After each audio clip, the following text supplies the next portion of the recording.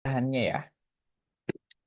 Ini materi untuk pertemuan ke-9 sebenarnya, tapi ini materi ke-7 ya. Ini skillnya adalah reading. Kemudian nanti levelnya ini sama lah ya. Formalitas itu.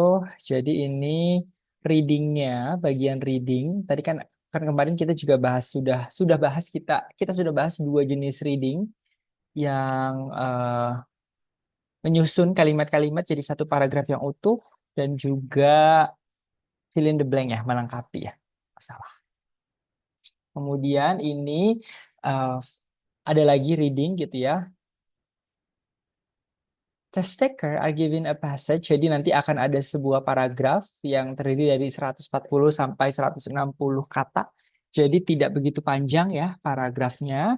Test takers must answer a multiple choice question with three options based on the passage. Jadi ini yang multiple choice pilihan ganda. Tapi pilihan gandanya cukup sedikit, ada 3 doang gitu ya. Bisa jadi lebih mudah untuk kita mencari jawaban yang benar daripada kalau pilihannya ada 4 atau juga ada 5. Questions may focus on a specific sentence in the passage that the test taker must identify, or they may focus on the text overall. Jadi tipe pertanyaannya gitu ya, ada yang fokus pada bagian-bagian detil, bagian kecil dari teks, tapi ada juga yang fokusnya pada keseluruhan. Jadi seperti tone of voice, the author's attitude toward the topic. Jadi seperti nada itu bukan nada bicara ya, tetapi nada seperti apakah penulis itu menulis paragraf tersebut secara optimistik atau pesimistik gitu misalkan. Jadi itu yang ditanyakan. This lesson focuses on questions based on specific sentences. Nah, jadi pertanyaannya itu fokus pada pertanyaan mungkin yang nanti yang general akan di materi ke-8 ya, tapi kalau yang di materi 7 ini fokusnya pada spesifik. Ini sama ya, di TOEFL pun ada specific sentences. Ini alur pembelajarannya seperti biasa ya. Oke, kita masuk di sini. Look at the two picture. What is happening in this picture? What are the similarities and differences between the two pictures? Jadi ada dua gambar, gitu ya. Apa yang sedang terjadi pada pada masing-masing gambar? Di sini sama-sama ada komputer ya. Kalau di satu di belakangi, yang satu ada di depannya, satu pakai topeng, satu tidak, kita persamaannya sama-sama sedang di kantor di depan komputer gitu ya. Yang atas mungkin hacker, yang bawah adalah orang pekerja karyawan gitu ya. Nah, kemudian di sini ada latihan. Complete the sentences with the right word. You can use a dictionary if necessary. Jadi kita memasukkan kata-kata ini ke dalam 7 kalimat di bawahnya untuk menentukan sudah benar atau masih salah. Yang nomor 1, A, took control of the company's website and deleted everything. To control of company's website and delete everything. Ini kata mana gitu ya yang cocok untuk mengisi nomor 1. Nah, nomor 1 di sini ada clue-nya. Ini artikel. Artikel itu harus diikuti kata benda. Tidak mesti langsung kata bendanya, tapi dalam rentetan kata-kata setelahnya harus ada kata benda. Kemudian setelah bagian yang hilang, setelah blank, ada took. Artinya ini adalah kata kerja. Sehingga harus diikuti kata benda. Karena setelah bagian yang hilangnya, langsung kata kerja. Jadi bla bla bla ini sebagai subjek. Nah, ini jawaban yang betul adalah yang bisa jadi subjek itu eh, fraud bisa ya, hacker bisa, misconception juga bisa. Tapi di sini yang tepat adalah hacker ya. Jadi nomor 1 kita jawab dengan hacker. A hacker to control. Seorang hacker mengambil kendali atas website perusahaan dan menghapus semuanya, menghapus segalanya. Nomor 2, you can pretend you're a famous model when it's not true. Kamu tidak bisa berpura-pura sebagai model yang terkenal ketika kamu bukan, gitu ya. Padahal kamu bukan, gitu. That's fraud. Ini juga butuhnya kata benda. Dari mana kita tahunya? Di sini ada that ya sebagai subjek. Kemudian ada is kata kerja, maka butuh kata benda. Atau kata sifat juga bisa. Tapi di sini tidak ada kata sifat ya. Adanya bisanya kata benda. Setelah verb be bisa kata benda. Fraud itu uncountable noun, tidak bisa dihitung. Makanya dia tidak perlu artikel. Beda seperti kata hacker yang tadi di nomor 1. Nomor 3, the police have not released the blah blah blah of the bank thief yet. Reveal the identity. Ya ini juga sama, ada artikel the, kemudian setelah bagian yang hilang ada kata of, maka ini adalah sebelum dan setelah of itu harus ada kata benda. Di belakangnya setelah of sudah ada kata bank thief. Kata benda. Di sini berarti setelah the yang pertama belum ada kata bendanya. Kata benda sisanya selain hacker, fraud, yang itu adalah identity dan misconception. Tapi misconception tidak cocok. Polisi masih belum juga gitu ya, mengeluarkan nama perampok bank. Nomor 4, I don't like the bla bla bla that people from my country are rude. We're actually very friendly. Nah, ini juga sama. I don't like the artikel. Berarti setelahnya harus ada subjek. Di sini ada that people. That itu bisa preposisi, bisa konektor. Tapi di sini lebih ke konektor karena setelahnya ada subjek people dengan kata kerja are.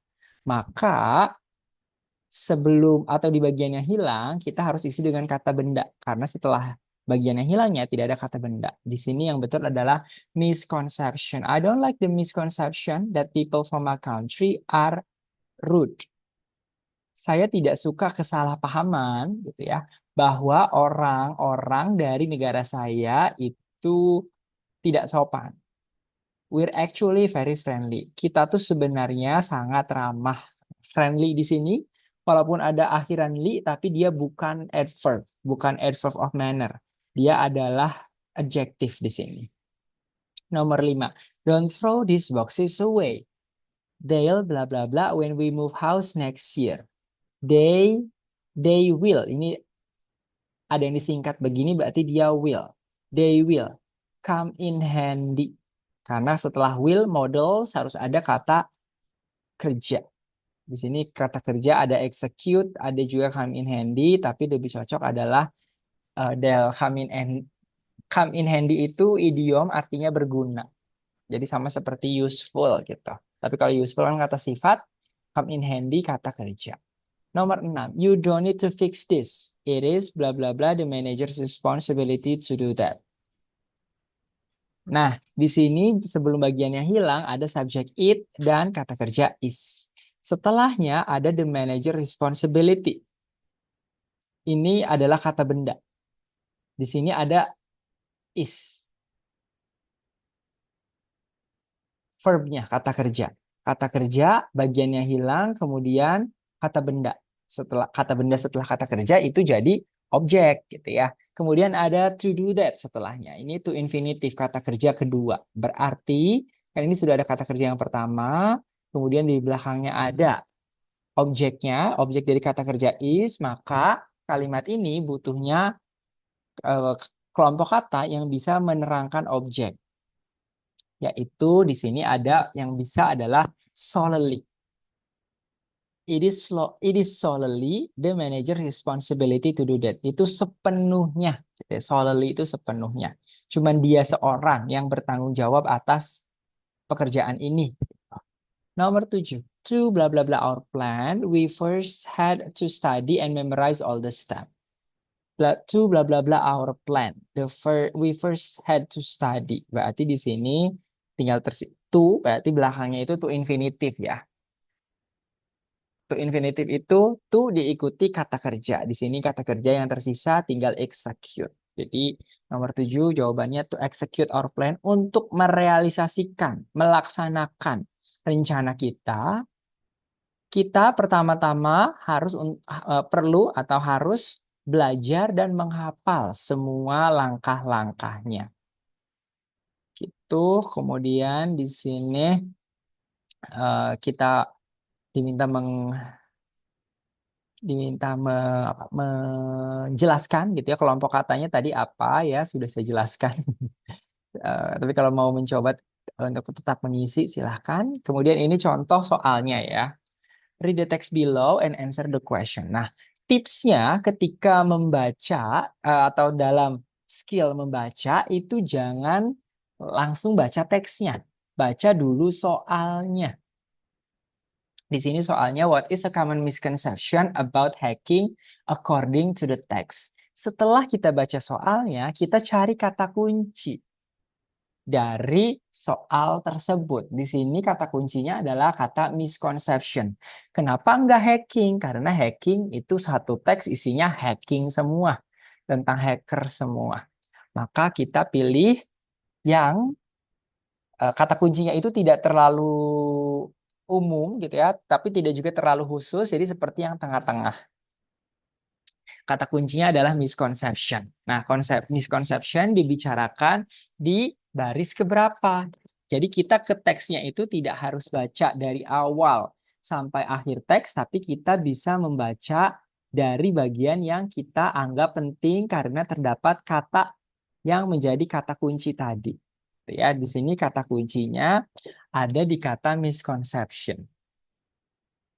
When people hear the word hacker, jadi nggak perlu dibaca, sorry, kebiasaan. Langsung saja cari kata misconception ada di sebelah mana.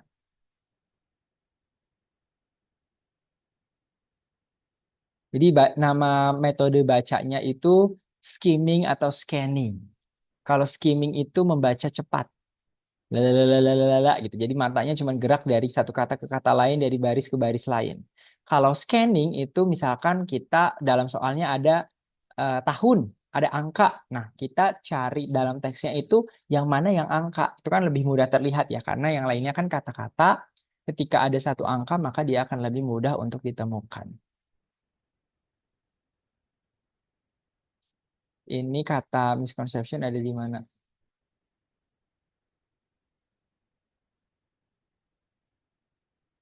Set.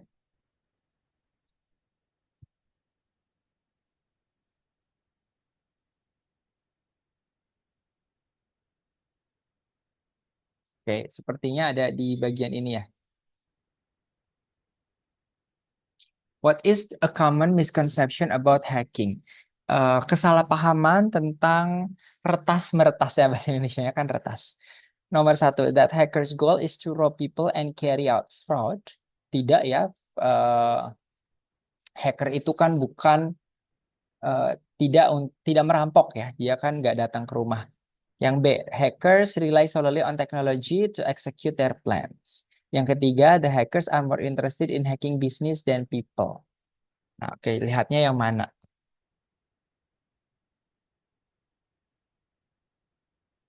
To steal your money and your identity.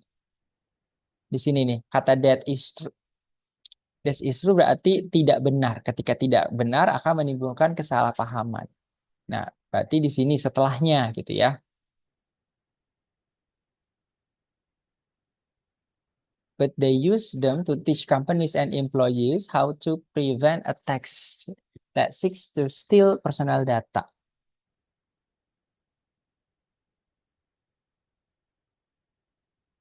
Ini jawabannya yang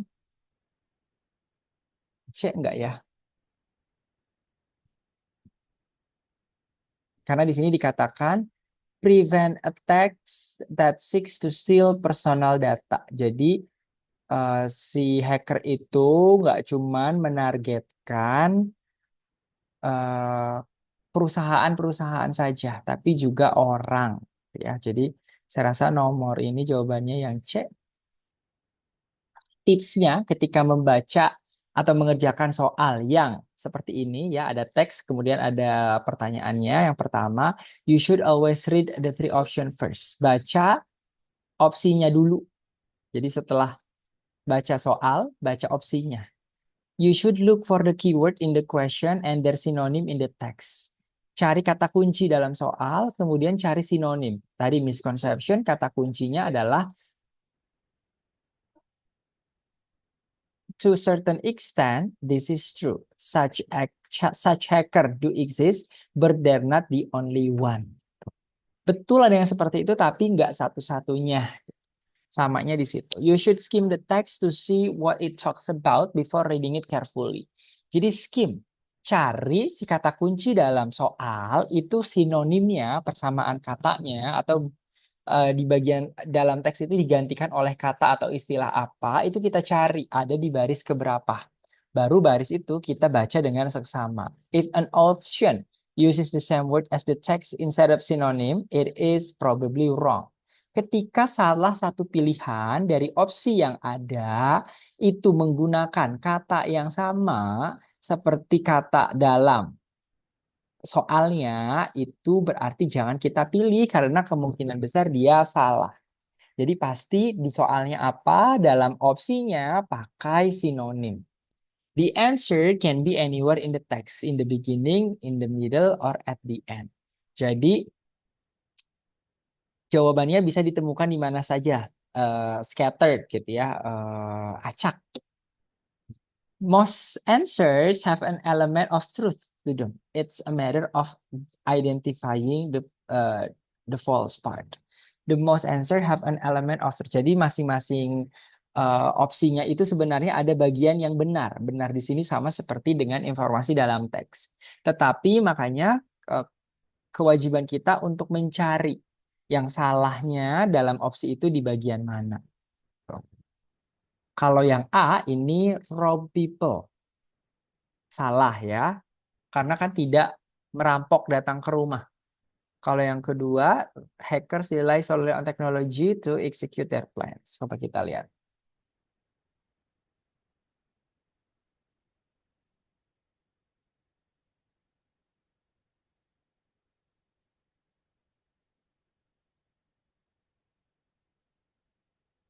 Oke, di sini yang sorry saya ralat jawabannya ya setelah baca lagi dengan sesama jawabannya yang B.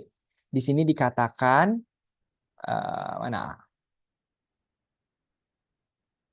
One thing that most people don't realize. Ini juga satu hal yang banyak tidak disadari orang gitu ya. Artinya ini kesalahpahaman juga gitu ya.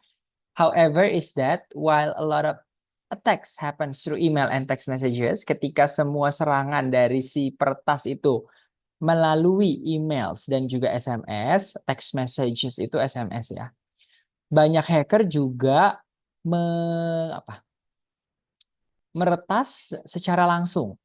Jadi contohnya di sini, indeed, the person coming to your office dressed like a plumber might actually be trying to gain access to the building to steal data.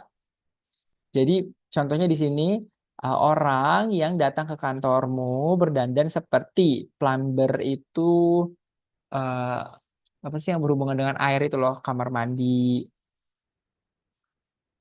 eh, Padahal dia gitu yang mau mencoba hackernya. Jadi dia tuh hacker dari data, mencoba mencuri datanya. Jadi tidak selalu melalui atau mengandalkan teknologi saja, tapi juga bisa datang secara langsung. Jadi pertanyaan ini jawabannya yang ini. The hackers rely solely on technology to execute their plan.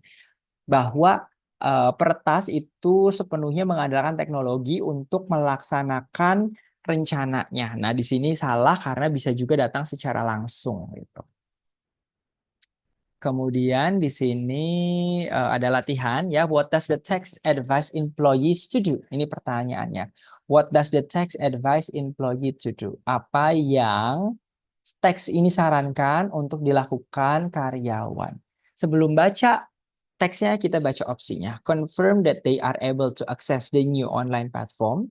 Discard the paper receipts one they've submitted the request. Add notes to every receipt to describe the purpose of the expense. Kalau menurut saya sih, tadi kan dari tips yang dalam materi ini disarankan kita baca opsinya ya. Tapi kalau menurut saya baca soal saja sudah cukup sebenarnya. Coba kita lihat di sini. What does the text advise employees to do? Jadi kata kuncinya employee. We would like to inform you that the company policy for claiming expenses has changed. We will no longer need physical copies of receipt or invoices to confirm your expenses. Instead, we will be using an online platform where you can upload pictures of your receipt, together with a brief explanation of the expense if applicable. Note that you still need to keep the physical copies with you until you receive confirmation that your expenses have been approved, as we may occasionally be required to carry out further check. Our hope is that this new system will streamline the procedure for checking expenses and allow your expenses to be processed more quickly. Please take a moment to log into your account and check that the new button called expenses show up at the top menu. Please contact us as soon as possible if it does not, as we will need to manually update your employee profile.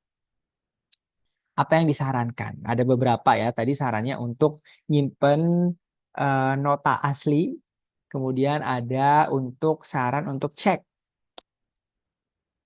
Yang pertama di sini opsinya confirm that they are able to access the new online platform. Tidak ya, diminta konfirmasi itu kalau tidak bisa. Kalau udah bisa, nggak perlu konfirmasi. Yang B, discard the paper receipts once they've submitted the request.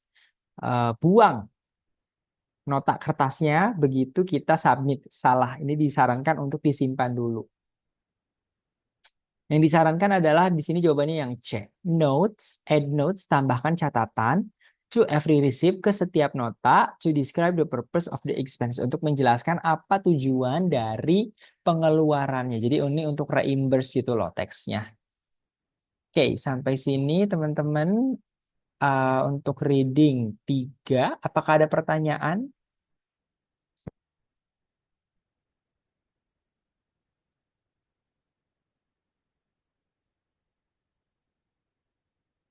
Kalau tidak ada pertanyaan, kita pindah ke materi berikutnya. Masih reading juga kayaknya, ini materi ke 10 atau materi untuk pertemuan ke-10 ya, materi ke-8 dianya. Ini juga sama masih reading, berarti ini reading 4 gitu ya. Di sini tipe pertanyaannya single question reading. Kalau yang tadi itu sama single question reading. Apanya yang beda? Mari kita lihat. Jadi ini masih sama sih kalau oh ya. Ya, kalau tadi jadi bentuk pertanyaannya masih sama, ada teks, kemudian ada satu pertanyaan tentang soal tersebut, jadi satu teks, satu soal. Di sini berbeda adalah jenis pertanyaannya. Kalau tadi yang ditanyakan itu sesuatu yang umum. Kalau di sini yang ditanyakan, yang khusus, yang spesifik. Kalau di sini sesuatu yang umum. Perbedaannya di situ saja. Tapi nanti jenis pertanyaannya juga berbeda sebenarnya. Coba kita lihat di sini. Kok susah di sini?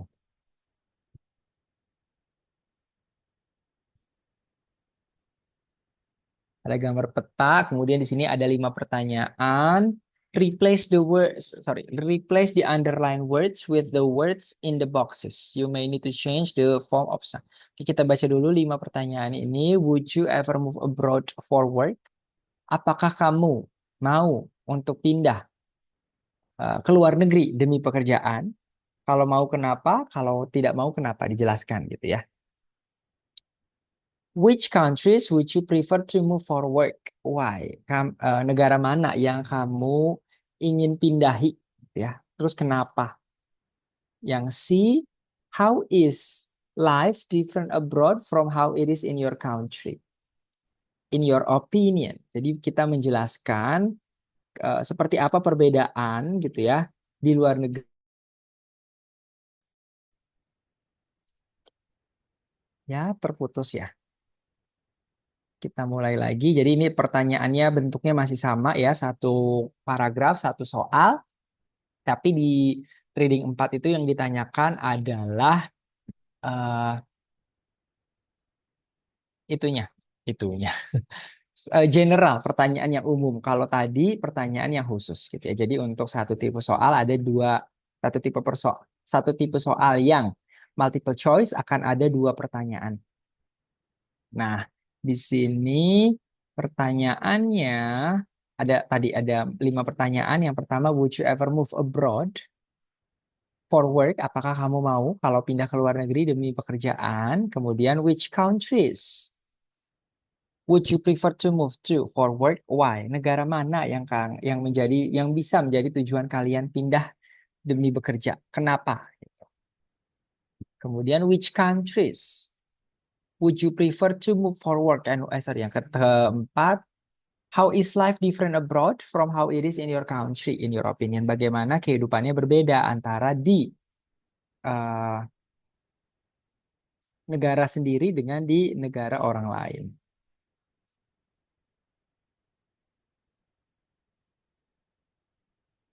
Kemudian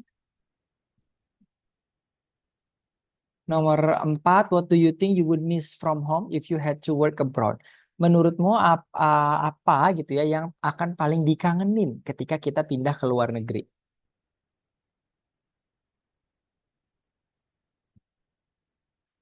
Do you think more and more people will work from abroad in the future? Apakah menurutmu eh, makin banyak orang yang pindah ke luar negeri demi pekerjaan di masa mendatang? Kalau iya, kenapa? Kalau tidak, kenapa? Harus dijelaskan. Kemudian latihannya kita diminta menaruh 8 kata ini di 8 kalimat ini. We need to hire someone for Patricia. She's leaving soon. Replace the underlined word with the word in the boxes. You may need to change the form of some for some. Di sini we need to hire. Sama seperti kata recruit. Kita perlu untuk menambah karyawan, merekrut seseorang untuk tugasnya Patricia. She's leaving soon. Dia akan segera keluar. Nomor 2, he shows a lot of commitment to his job. We're very happy with him. Dia menunjukkan banyak komitmen terhadap pekerjaannya. Kita atau kami sangat senang dengannya. Komitmen itu sama dengan kata dedication ya. He shows a lot of dedication to his job. Nomor 3, our team has grown a lot since I started working here. We were 5, now we're 20. Our team has grown. Grown di sini sama seperti expand ya.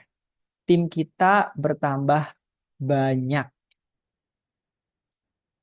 Dulunya cuma 5, sekarang 20. Nomor 4, the biggest benefit you'll get here is the opportunity to learn a lot.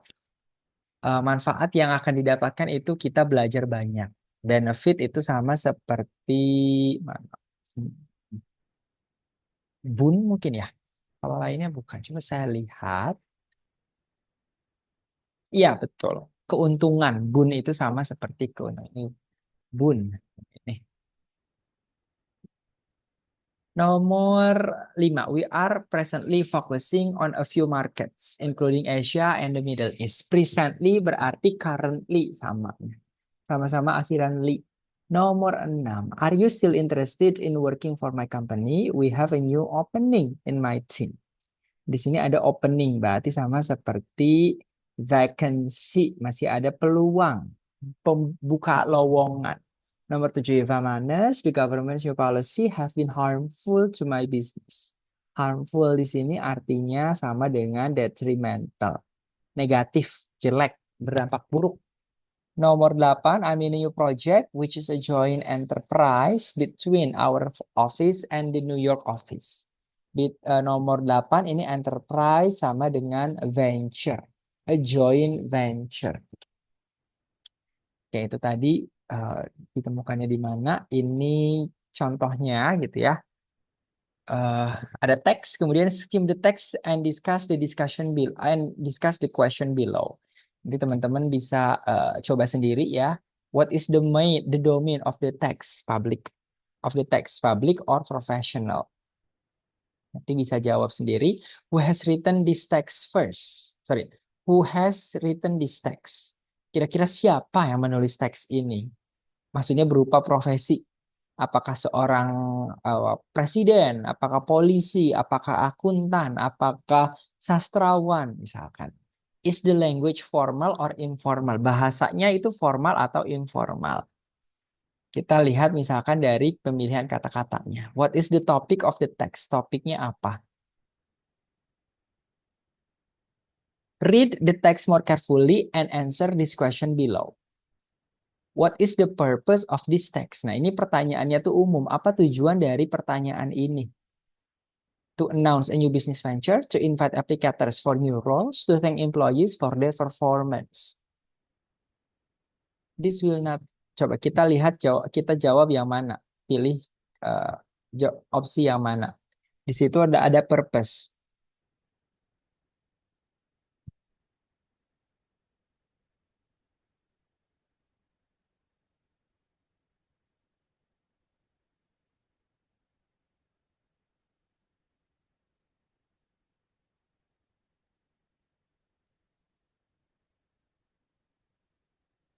Oke, di sini uh, yang C bisa ya. To thank employees ini ada di mana sini? We want to thank you for all of your hard dedication gitu. Kemudian ada to announce new business venture juga juga betul ya karena dia mau buka kantor baru di Meksiko. Kemudian yang terakhir, yang A, yang B, to invite applicators for new roles. Ini juga ada, gitu ya, yang di sini. You are welcome to check the link below for the, sorry di sini. We are currently recruiting staff. Jadi ketiga-tiganya betul. Nah, kalau ini ada lagi pertanyaan ini, what is the author's attitude towards the digital nomad lifestyle? Pilihannya ada impartial, apprehensive, atau pragmatik. Jadi nanti pertanyaannya seperti ini. Kalau author's attitude, pertanyaannya nanti berupa, jawabannya opsinya berupa kata sifat. Kalau yang kedua, what type of language is used in the text? Ini menanyakan tipe pertanyaannya. Nanti ini juga sama.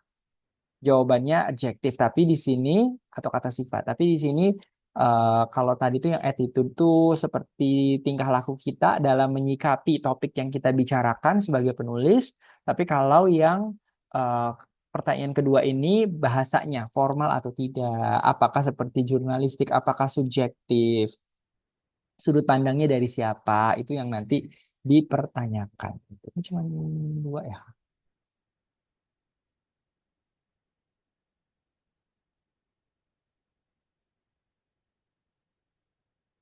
Di sini contohnya ya. Hai, what do you want to do this weekend? Answer to your friend's next message. You should be friendly. Give a couple of options. I am ini I am still waiting for the report. Jadi kalau ada teks apa, kita balasnya seperti apa gitu ya. I am still waiting for the report you promised last week. Where is it? Di sini kalau tadi itu karena sesama teman gitu ya, jadi lebih casual. Kalau yang ini itu lebih apologetic karena dianya salah terhadap bos gitu. Jadi harus meminta maaf, explain why the report is delayed and when you will send it. Jadi ini formal gitu ya. Kemudian yang tengah lah karena manajer sendiri gitu. Jadi orang yang dikenal juga. Tapi yang ketiga ini yang paling formal. Dear customer, thank you for visiting our restaurant today. How was your experience? Ini sangat formal. Polite, kemudian juga ini isinya adalah complain about the quality of the food. Jadi seperti itu kita bisa membedakan yang mana friendly, yang mana informal, non formal dan formal dari konteksnya. Gitu. Kemudian juga dari sudut pandang, apakah yang dituliskan itu mewakili dia sendiri atau mewakili orang banyak? Tuh. Itu juga nanti menjadi pertanyaan. Nanti mungkin ya kalau saya ada waktu luang, eh, saya akan coba mengerjakan. Nanti saya tayangkan via via Zoom. Nanti kalian bisa tonton atau juga pasti saya rekam ya untuk kita tahu soalnya seperti apa. Kemudian juga nanti kan setelah kita nggak ada UTS ya. Setelah UTS nanti kita masih bisa eh, mengulang lagi materi-materi ini gitu ya sambil langsung terjun ke soalnya seperti apa. Gitu. Jadi ini kan cukup singkat sekali ya materi per pertemuannya gitu. Saya rasa eh, masih belum tergambarkan dengan jelas seperti apa nanti bentuk soalnya. Nanti kan teman-teman juga sudah kembali dari magang ya, jadi akan mulai bisa kita bertemu di kelas. Gitu teman-teman, kalau tidak ada pertanyaan, saya cukupkan pertemuan hari ini. Thank you so much for joining and I will see you in 3 weeks mungkin ya, 3 minggu lagi. Bye-bye.